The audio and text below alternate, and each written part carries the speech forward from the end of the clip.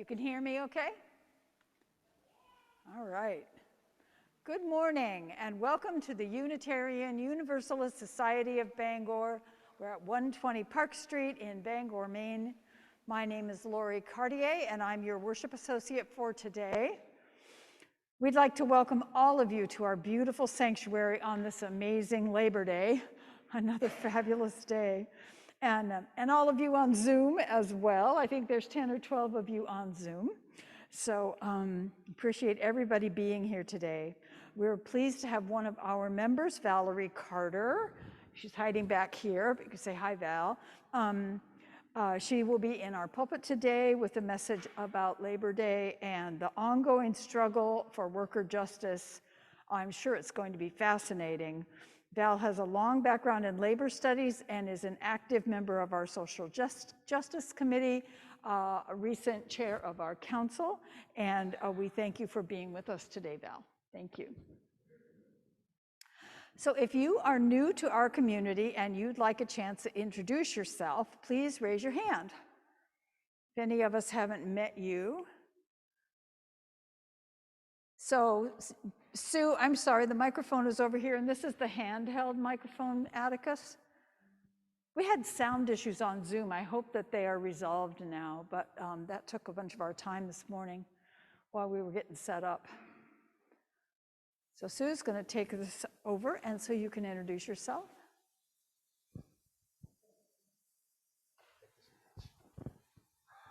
Hello. So I'm Emin.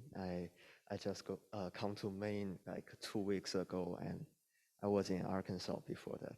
And I grew up in China, and I did my undergrad in Arkansas. Then I came to University of Maine to do my master's degree in economics. And I'm glad to join the community here. And thank you, everyone.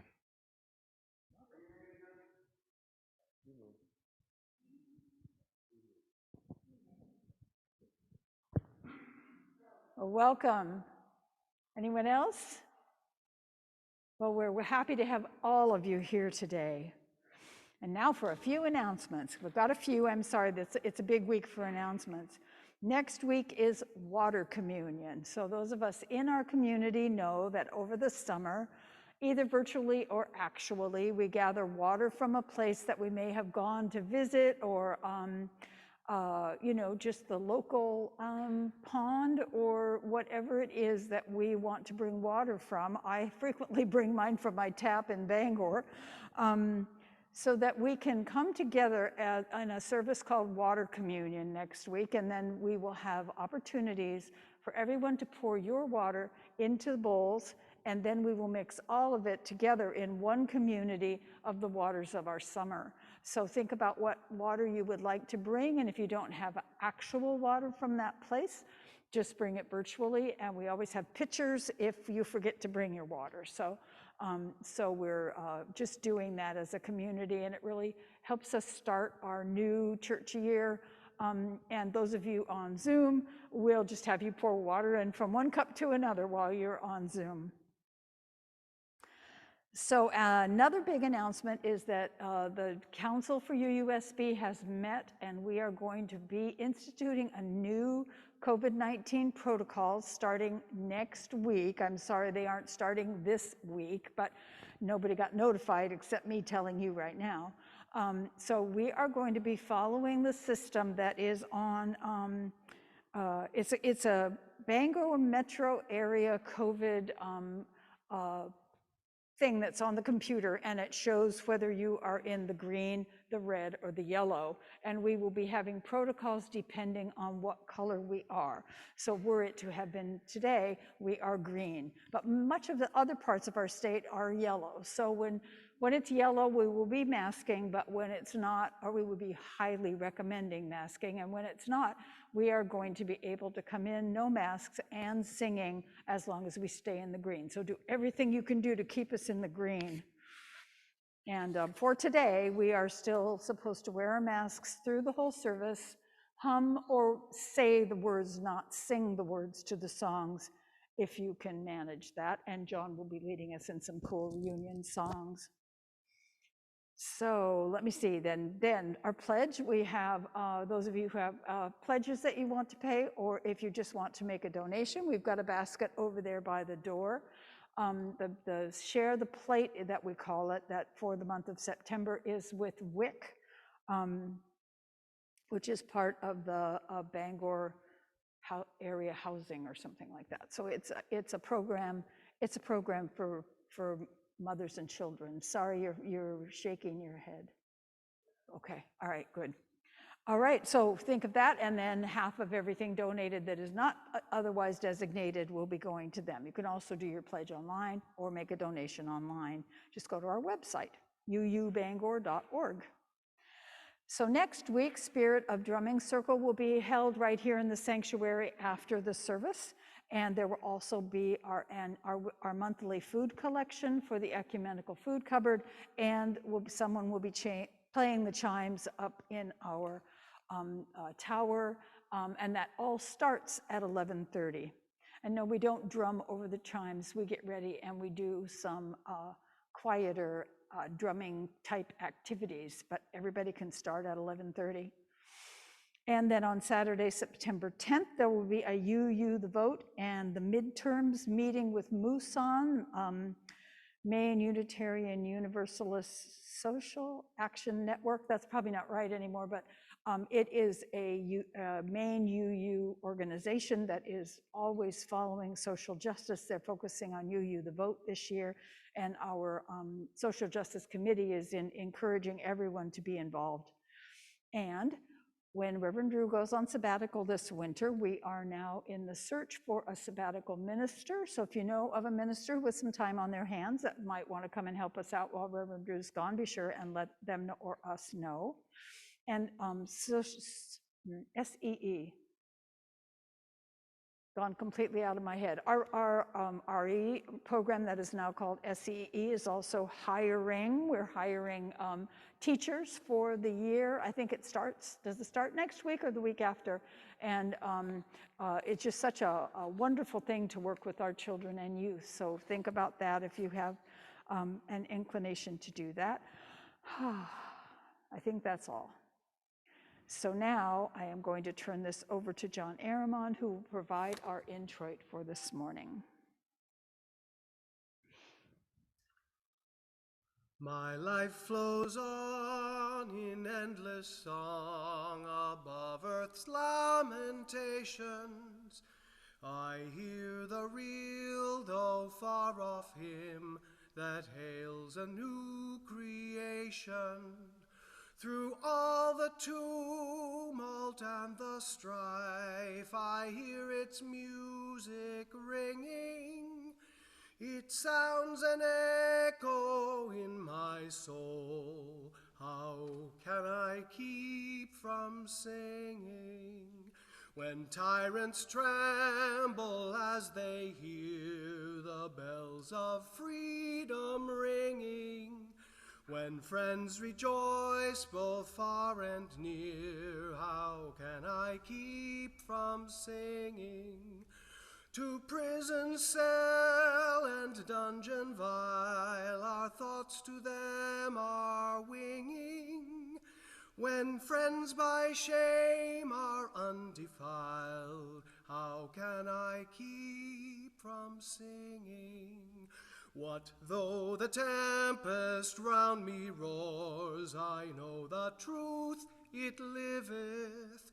What though the darkness round me close, songs in the night it giveth.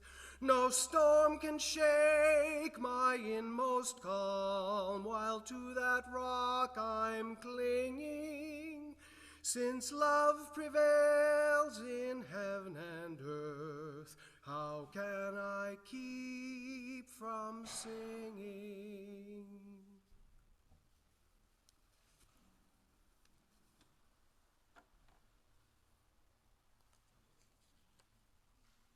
It's time for our chalice lighting.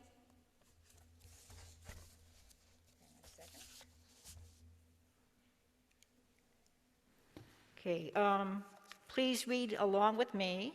No, I will be reading as we welcome Marshall, and Lisa to light our chalice today.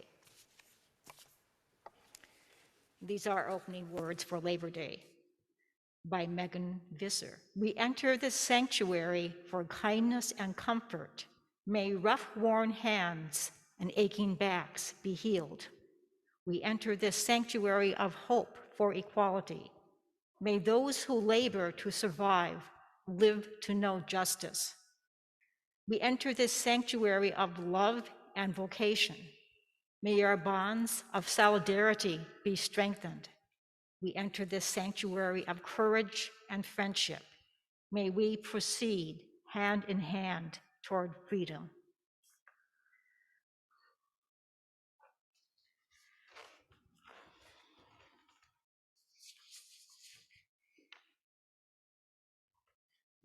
So now for our first song. Are you going to cue up the song on the screen this time? Be sure to broadcast it. There you go.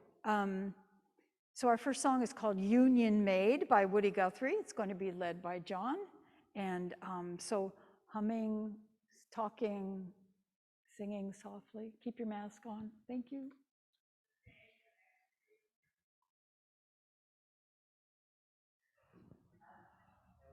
That's the opening words that go to the next one.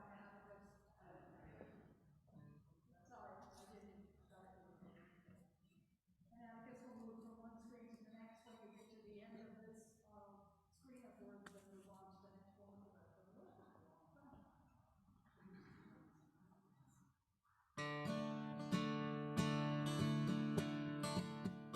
There once was a union maid, she never was afraid of the goons and the ginks and the company finks and the deputy sheriffs that made the raid. She went to the union hall when a meeting it was called, and when the company boys come around, she always stood her ground. Oh, you can't scare me, I'm sticking to the union, I'm sticking to the union, I'm sticking to the union.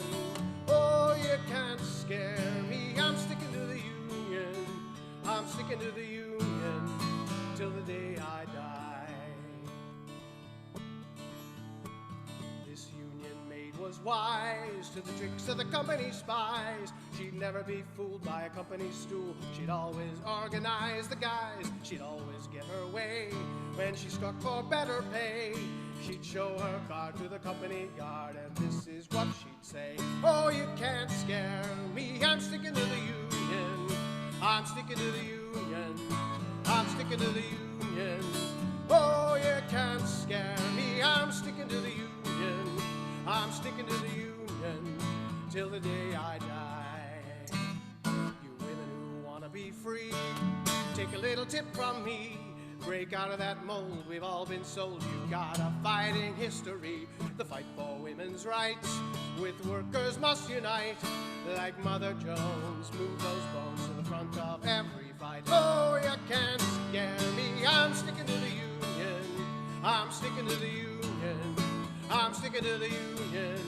Oh, you can't scare me, I'm sticking to the union, I'm sticking to the union to the day I die. One more time. Oh, you can't scare me, I'm sticking to the union, I'm sticking to the union, I'm sticking to the union.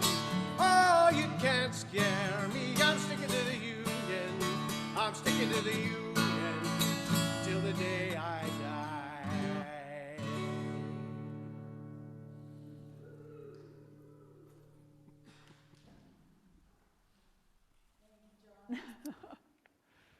Am I on? Thank you, John. So now I'd like you to sit back and enjoy today's story, which will be queued up on the screen and broadcast off of YouTube. Atticus, when you get to the end of the story, you can stop there. You don't need to go into the questions that the reader asks after. Okay. We're going to read Click, Clack, Moo, Cows That Type. If you have a copy, go get it so you can read along with me.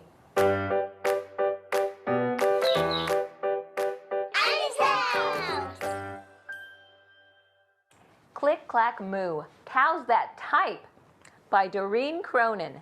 Pictures by Betsy Lewin. Farmer Brown has a problem. His cows like to type. All day long he hears click-clack, moo, click-clack, moo, clickety-clack, moo. At first, he couldn't believe his ears. Cows that type? Impossible. Click-clack, moo, click-clack, moo, clickety-clack, moo. Then he couldn't believe his eyes. Dear Farmer Brown, the barn is very cold at night. We'd like some electric blankets. Sincerely, the cows. It was bad enough the cows had found the old typewriter in the barn. Now they wanted electric blankets. No way, said Farmer Brown. No electric blankets. So the cows went on strike. They left a note on the barn door. Sorry, we're closed. No milk today. No milk today, cried Farmer Brown. In the background, he heard the cows busy at work. Click-clack, moo, click-clack, moo, clickety-clack, moo. The next day, he got another note. Dear Farmer Brown, the hens are cold too. They'd like electric blankets.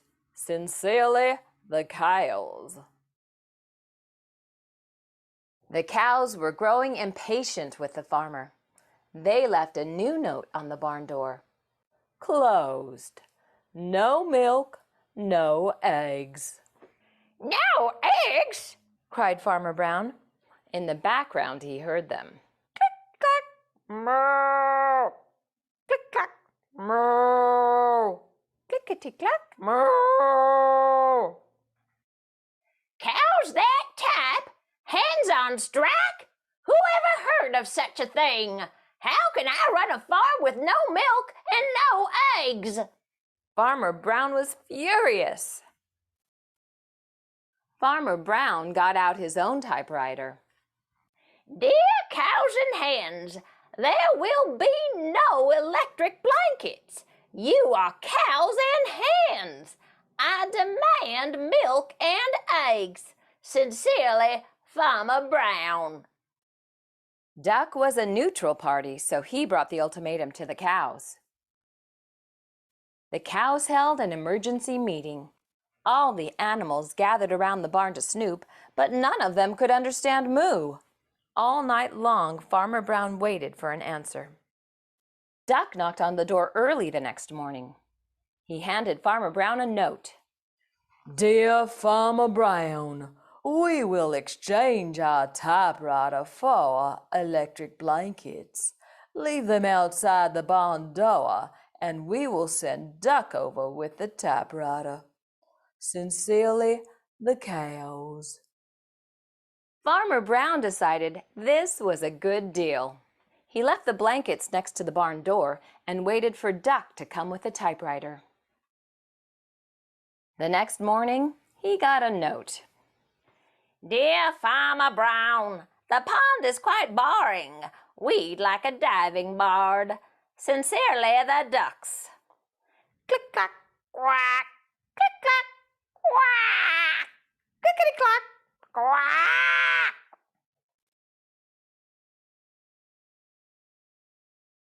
What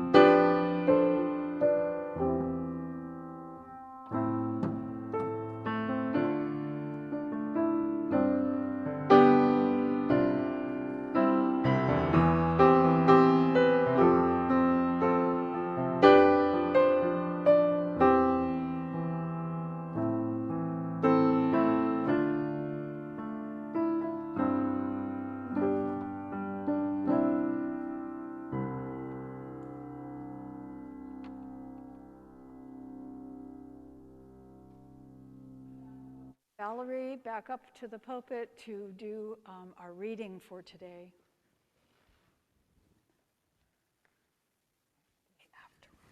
Okay. This is a reading from Elaine Bernard. She is a labor educator and head of the Harvard Trade Union program. And this is from her article, Why Unions Matter. The work site is a place where workers learn that they actually have few rights to participate in decisions about events of great consequences to their lives. As power is presently distributed, workplaces are factories of authoritarianism, polluting our democracy. Citizens cannot spend 8 or more hours a day obeying orders and accepting that they have no rights, legal or otherwise, to participate in important decisions that affect them, and then be expected to engage in robust, critical dialogue about the structure of our society. Thus, the existing hierarchy of employment relations undermines democracy. This is not to suggest that all workers are unhappy or that all workplaces are hellish. Rather, they are unique locations where we have come to accept that we are not entitled to the rights and privileges we normally enjoy as citizens, who are transformed into employees who learn to leave their rights at the door. Okay, with these words in mind, please enjoy our special music this morning, Mill Worker by James Taylor, sung by our own John Aramond.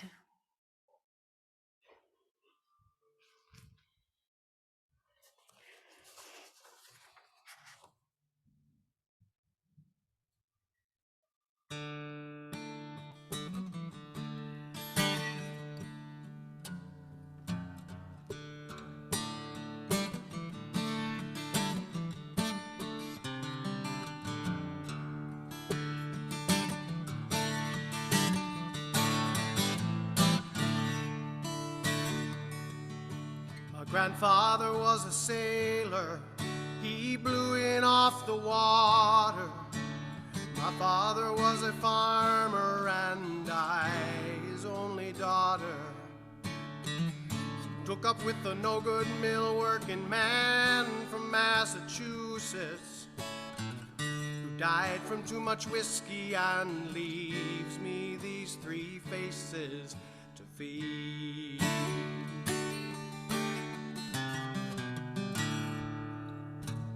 Mill work ain't easy, mill work ain't hard. Mill work, it ain't nothing but an awful boring job.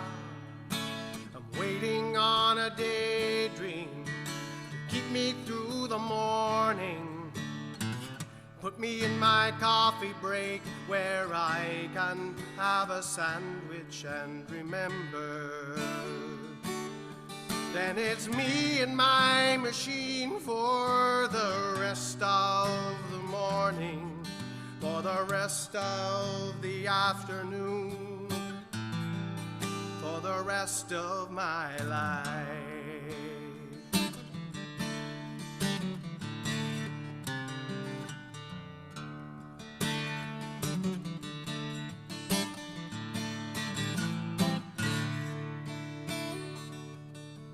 My mind begins to wander to the days back on the farm. I can see my father smiling at me, swinging on his arm. Hear my granddad's stories of the storms out on Lake Erie, where vessels and cargoes and fortunes and sailors' lives were lost.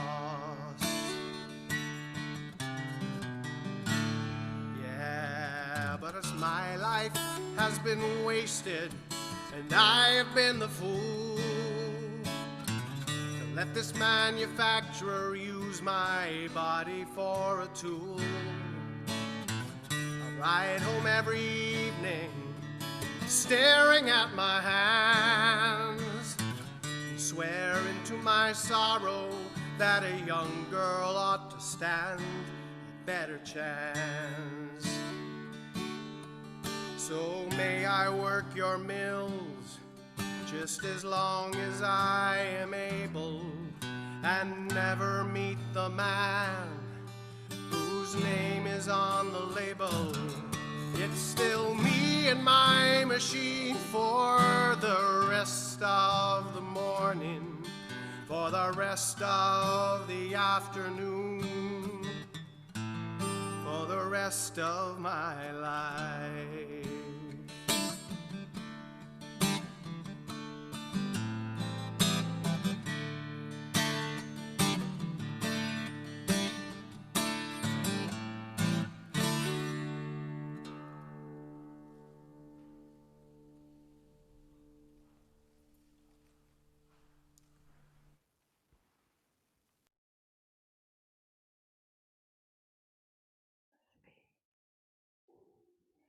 Thank you, John.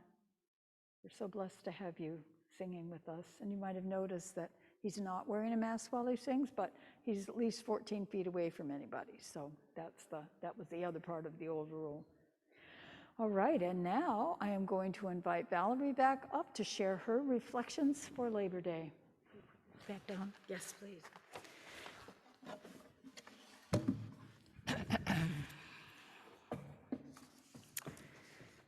Okay. This is on the labor movement and solidarity, reflections on worker justice and UU principles. So, imagine this scenario as outlined by a Massachusetts labor attorney, John Beck. You have a pretty good job in the private sector. You've been working there a while and have been making fairly good money. You have received good reviews and haven't been disciplined. One day, your boss walks in and says, "You're fired." When you ask, "But why?" your boss says, "No reason." For the vast majority of employees in the United States, this scenario, while perhaps unlikely, is perfectly legal.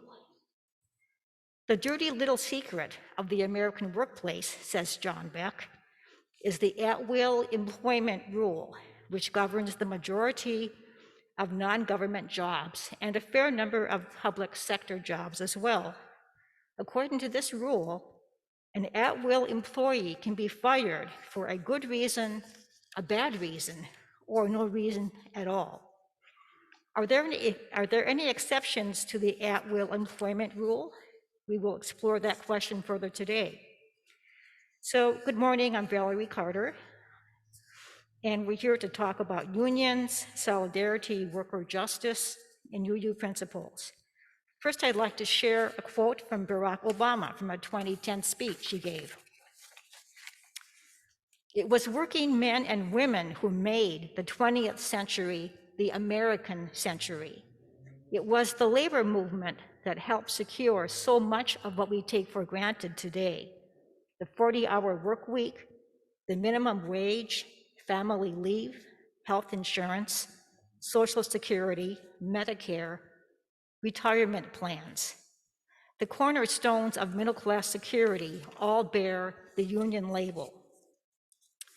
So I have been involved with unions in the workplace not only as a labor educator, but also I'm a sociologist, and I've studied and written about work, labor, public policy, and the economy.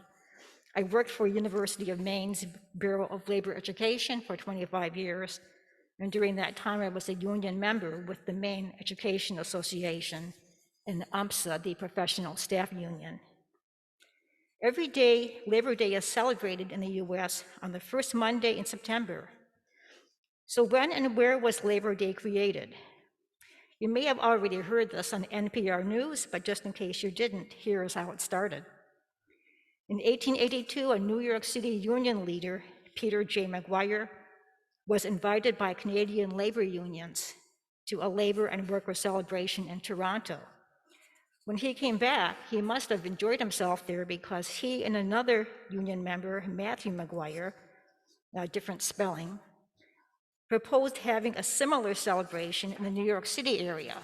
So on September 5th, 1882, thousands of union laborers marched from Union Square in New York City to the City Hall.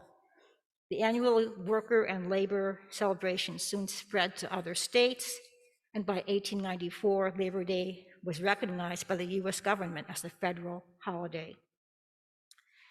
Every year on Labor Day, the US news media will find some labor person to say something quotable about the workplace, usually describing the decline of union membership in recent decades. And this is sadly true. Union membership for the country as a whole in 2021 was down to 10.3%. For the private sector, which is, it's kind of shocking, only 6.1% of workers were unionized, while in the public sector, almost 34% were in a union or represented by a union. However, interestingly, over the past 2+ years of living in a pandemic, overall support for unions in the US has been growing. And a Gallup poll in 2021, last year, actually found that 68% of Americans now approve of unions, the highest level since 1965. So something seems to be happening there. I was going to, at this point, make sure to invite people to sign up for the Labor Day celebration in Brewer at the Solidarity Center tomorrow, but someone's already made the invite, but I'll make it again. That's happening from 4 to 7. And I also urge anyone who's interested in finding out what's happening with unions in Maine to sign up with the Maine AFL-CIO to get their weekly labor news updates. And that's easily done by sending an email to andy@maineaflcio.org. So, quick question. How many of you here are current or former union members in any union? Raise your hand. So a few people. And if you're doing it via Zoom, you can put that into the chat. This past year has seen some interesting developments for unions in Maine, both good and bad. On the good side, earlier this year, there were 20+ newsroom workers at the Bangor Daily News who decided they wanted to unionize, and they worked very hard to try to make that happen. The happy end result is that in May, the family owners of the Bangor Daily News decided to recognize them as a union. So the news staff have unionized with the News Guild of Maine, part of the Communications Workers of America. And if you go online and see the picture of these people, they were like thrilled to death. On the other hand, Chipotle workers in Maine have had a tough time trying to unionize. This summer, a number of workers at the Chipotle restaurant in Augusta voted to form a union, but Chipotle decided they would rather shut down the restaurant rather than having the workers unionized. Over the past couple years, there have also been several attempts by Amazon employees in different places to form a union. So why do so many employers fight tooth and nail to prevent their workers from organizing? Perhaps Chipotle could learn something from the owners of the Bangor Daily News. When you think about it, there are a lot of puzzling questions about work and jobs in our current economy. For example, why is it that workers in the hardest and most dangerous jobs, such as agricultural labor or food processing, are paid such low wages, while people in more comfortable and safer jobs are paid much more? Also, why is it that the CEOs of many corporations have contracts awarding them huge golden parachutes with millions of dollars in cash and stock after they have just laid off thousands of workers who are now without incomes? Also, how many of you grew up in families with decades-long employment, such as in a paper mill or shoe factory? Any paper mill workers here? Yep, just a couple, right? And how does it feel now when you or family members are now unable to find regular employment in a stable career? with decent wages and benefits? If you're interested in those questions, I highly recommend a reading by the former Labor Secretary Robert Reich called The End of Employment as We Knew It. Kind of a depressing title. And that's from his book called The Future of Success. In fact, it is becoming more difficult to find stable long-term employment with benefits. And this has many social consequences. For example, a recent study by a sociologist shows that many young working class people are deciding to postpone marriage, but not postponing having children. And he links this to long-term changes in the economy and the lack of stable, well-paying jobs. Employers in the US and in other industrialized countries are increasingly turning to contingent short-term employment, and employees bear the risk of low pay and unpredictable work. The British sociologist and economist Guy Standing suggests that the growing sector of workers struggling to find long-term stable employment should be called the precariat. The precariat being a combination of the proletariat, or working class, and precarious employment. In addition to the decline in unionization, wages have become largely stagnant over the past 3 decades or so, although this may be changing with the pandemic. Could I get that graph up there, by the way? Thanks. Every year, the Economic Policy Institute publishes a graph which documents major changes in our economy with regard to productivity on the one hand, and wages or compensation on the other. And this graph shows, if you can see it, that from 1948 to 1973, typical compensation for private sector workers largely paralleled or tracked the level of productivity over time in the US economy. However, starting in the early 1970s, something strange starts to happen. While productivity continues to rise, hourly compensation for workers essentially stagnates or else loses ground.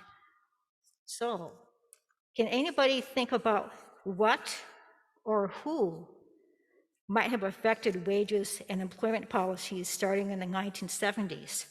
Think about it. Think about someone whose initials were RR. Okay.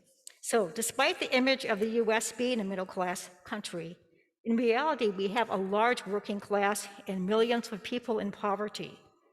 They continue to face hardships and insecurity, and many people lack health insurance and other benefits. When I was growing up, I thought a lot about these kinds of questions. I was the oldest of 7 kids in a working class family, living in a small house in the working class suburb of Minneapolis and St. Paul called Circle Pines. My dad was a highly skilled machinist, but he faced many constraints as a wage worker and also risked physical injury in this work. I still remember this, that one time he came home from work like white as a ghost, and he said that one of the men in his shop had had 2 or 3 fingers just chopped off by his machine right in front of him.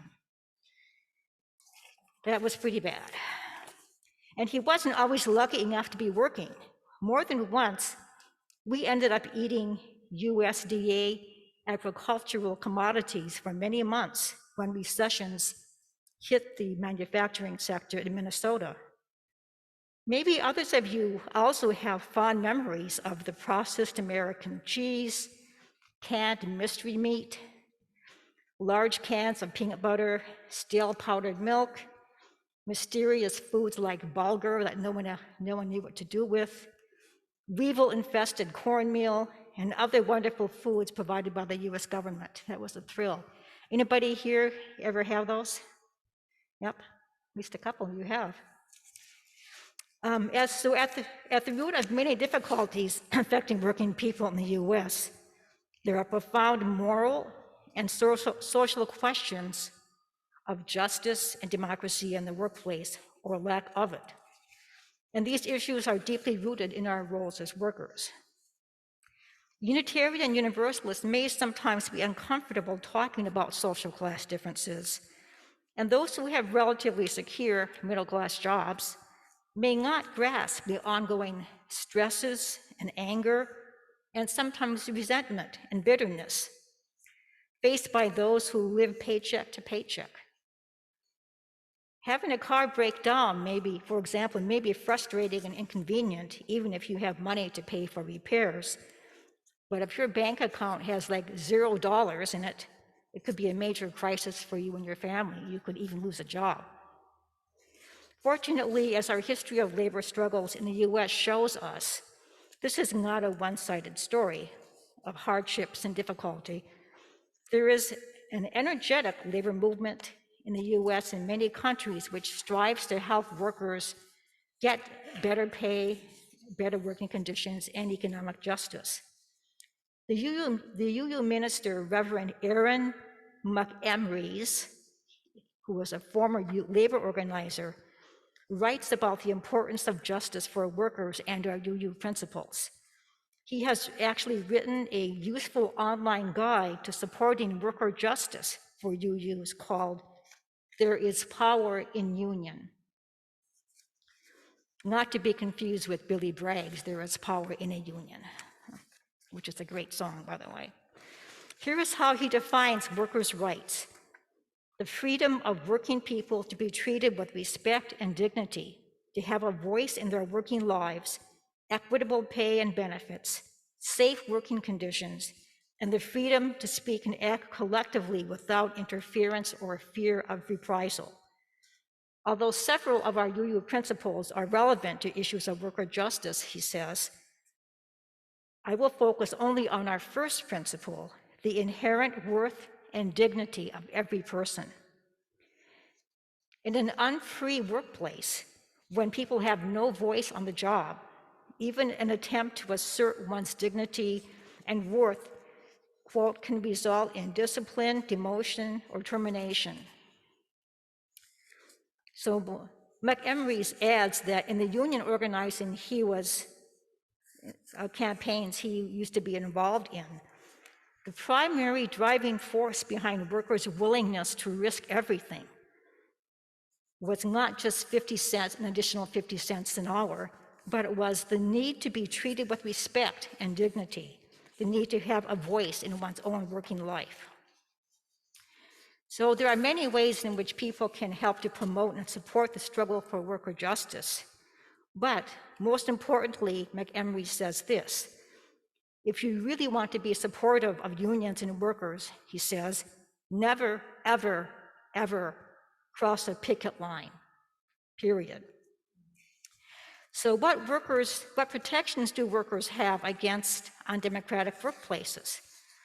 In the reading I did earlier, I quoted Elaine Bernard, the executive director of the Harvard Trade Union Program. Like the labor attorney John Beck, where we started today, Bernard also refers to the doctrine of employment at will in US law, in which employees can be fired for any or no reason, apart from discriminatory actions based on protected categories like race or sex. So, is there any defense workers can use against employment at will policies? Yes, and it's called having a union contract. Typically, a collective bargaining agreement between workers and an employer states that employees can only be discharged for just cause, and just cause is really, really, really important.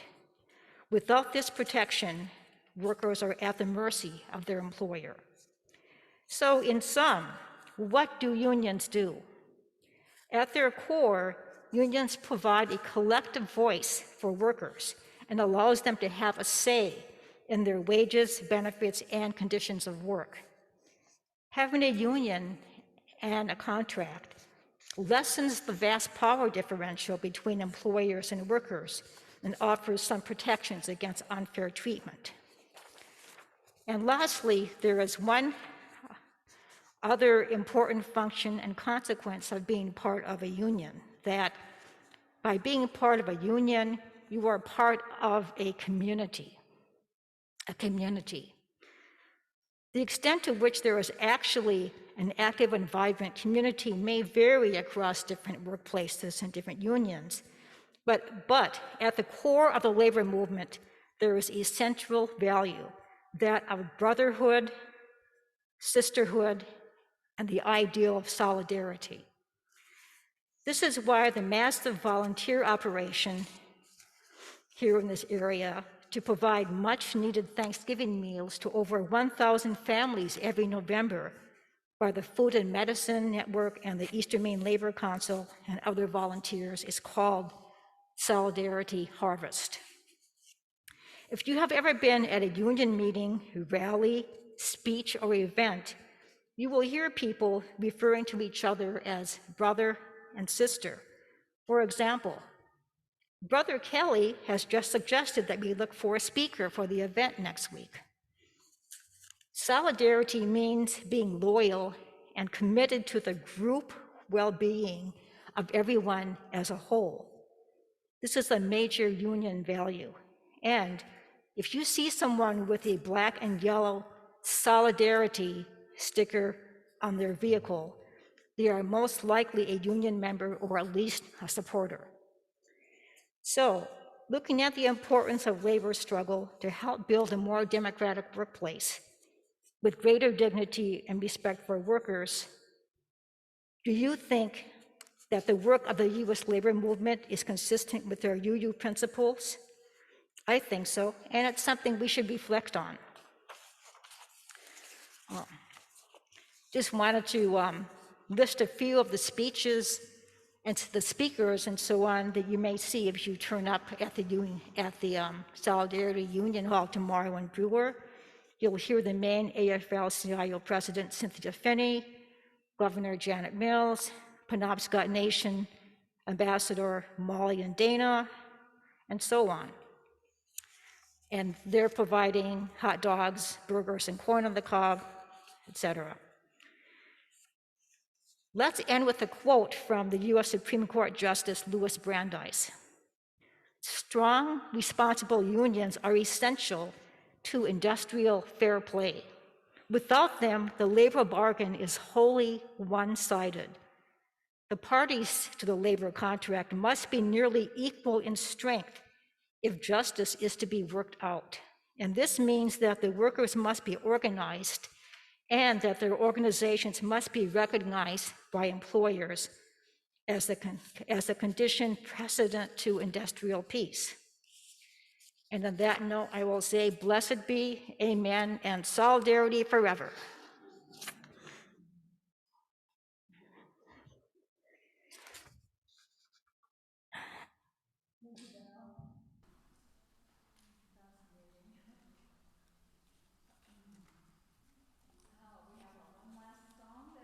Going to lead us in. It's called Solidarity Forever. Many of you are probably familiar with that by Pete Seeger. Take it away, John. Sing.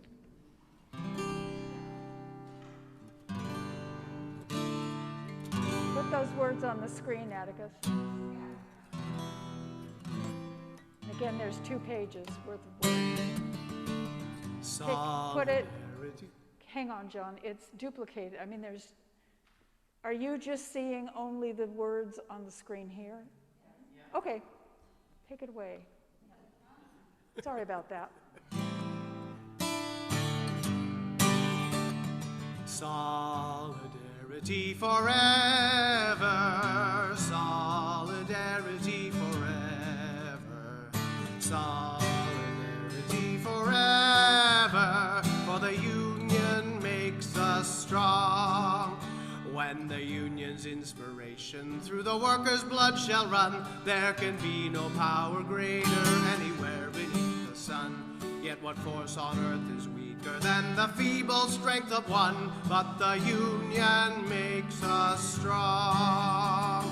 Solidarity forever, solidarity forever, solidarity forever. The union makes us strong. is we who plowed the prairies, built the cities where they trade, dug the mines and built the workshops, endless miles of railroad laid. Now we stand outcast and starving midst the wonders we have made, but the union makes us strong. Solidarity forever, solidarity forever, solidarity forever, for the union makes us strong. They have taken untold millions that they never toiled to earn, but without our brain and muscle not a single wheel can turn. We can break their haughty power, gain our freedom when we learn that the union makes us strong. Solidarity forever, solidarity forever, solidarity forever, for the union makes us strong. In our hands is placed a power greater than their hoarded gold, greater than the might of armies magnified 1,000-fold. We can bring to birth a new world from the ashes of the old, for the union makes us strong. Solidarity forever, solidarity forever, solidarity forever, for the union makes us strong.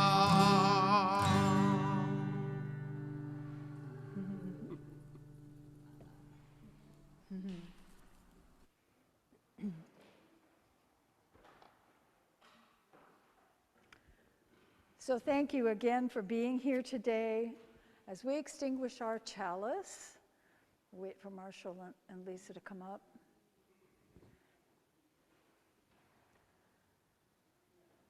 As we extinguish our chalice today, think about the words that Val has shared with us, the words in the songs, the feeling of the solidarity and togetherness of being in a union. Think about the ways that the unions have made our lives so much better, even though it's gotten sometimes lost in the shuffle. So take this out into your world today, share the importance of the true meaning of Labor Day, and pledge to do all you can to preserve the essence of what Labor Day truly represents. Blessed be.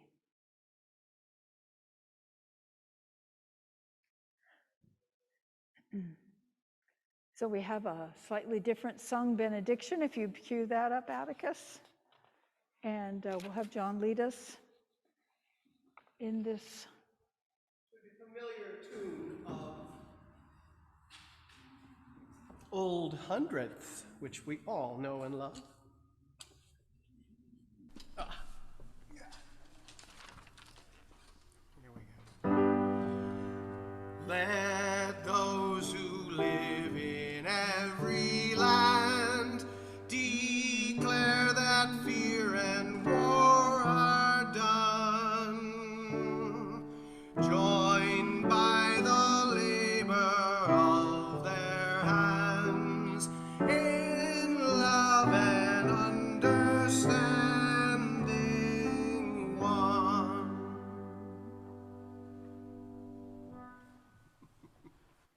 Thank you. So thank you, Valerie, for all of your great words today, all of you for coming, John for his wonderful music, Sue for setting the stage, me for being up here to overmanage everything, and Atticus and Ben back there doing our tech today. So we thank everybody, and you can stop double doing that on Zoom so that they don't need to see the double picture.